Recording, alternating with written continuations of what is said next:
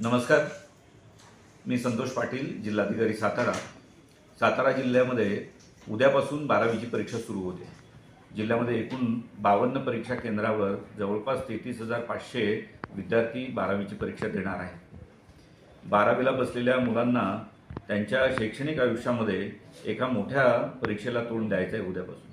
परंतु ही परीक्षा आपल्या आयुष्यामध्ये एक वेगळं वळण घेऊन येणारी, टर्निंग पॉईंट घेऊन येणारी असते. त्यामुळेच ह्याचं महत्त्व जे आहे ते अतिशय मोठं आहे. या परीक्षेला आपण बसत असताना आपल्याकडून आईवडिलांच्या असलेल्या अपेक्षा, शिक्षकांच्या असलेल्या अपेक्षा, त्याचबरोबर आपल्या स्वतःच्या आपल्या आयुष्याकडनं असलेल्या अपेक्षा, या सगळ्यांचं ताण किंवा मनावर एक दडपण आपल्या नकळत येत असतं.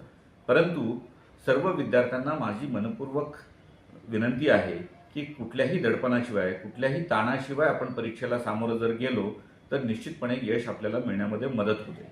वर्षभर तुम्ही मनपूर्वक अभ्यास केलेला आहे, अनेक वेळेस सराव परीक्षा दिलेली असेल आणि या सगळ्याचा परिणाम म्हणून निश्चितपणे चांगले यश तुम्हाला मिळणार आहे. परंतु हे चांगलं यश मिळवण्यासाठी कुठलाही शॉर्टकट असू शकत नाही. जिल्ह्यामध्ये कॉपीमुक्त परीक्षा हे अभियान जिल्हा परिषद शिक्षण विभाग त्याचबरोबर जिल्हा प्रशासनाच्या वतीने राबवण्यात येत आहे. या संदर्भाने प्रशासनाने संपूर्ण चोख व्यवस्था केलेली आहे. सर्व परीक्षा केंद्रावर परीक्षा घेण्यासाठी जे परीक्षक आहेत, त्याचबरोबर बाहेर पोलीस विभागाचे अधिकारी कर्मचारी असणार आहेत, महसूल विभागाचे अधिकारी कर्मचारी असणार आहेत, त्याचबरोबर ड्रोन सारख्या तंत्रज्ञानाचा वापरही आपण करणार आहोत. परंतु मी विद्यार्थ्यांना विनंती करतो, एक आवाहन करतो की गैरप्रकाराचा आपण आधार आपल्या परीक्षेसाठी घेऊ नये. आणि असा आधार घेतला तर दुर्दैवाने आपल्याला जर पकडण्यात आलं तर त्यामुळे आपल्या आयुष्याला जो वेगळा डाग लागणार आहे तो कायमस्वरूपी असणार आहे.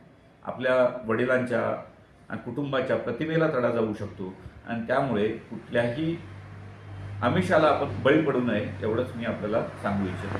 आपण या परीक्षेमध्ये अतिशय मेहनत घेतलेली असणार आहे, तर परीक्षेला वेळेवर पोहोचणं तेवढंच आवश्यक आहे. त्याचबरोबर पुरेशी झोप घेणंही आवश्यक आहे, जेणेकरून आपली शारीरिक आणि मानसिक स्थिती चांगली राहील आणि आपल्याला केलेला अभ्यास आठवण्यासाठी सुद्धा मदत होणार आहे. या सर्व कालावधीमध्ये तुम्हाला निश्चितपणे यश मिळेल अशी मला अपेक्षा आहे आणि तुम्हाला यश मिळो यासाठी माझ्याकडनं आपल्याला शुभेच्छा आहे. धन्यवाद.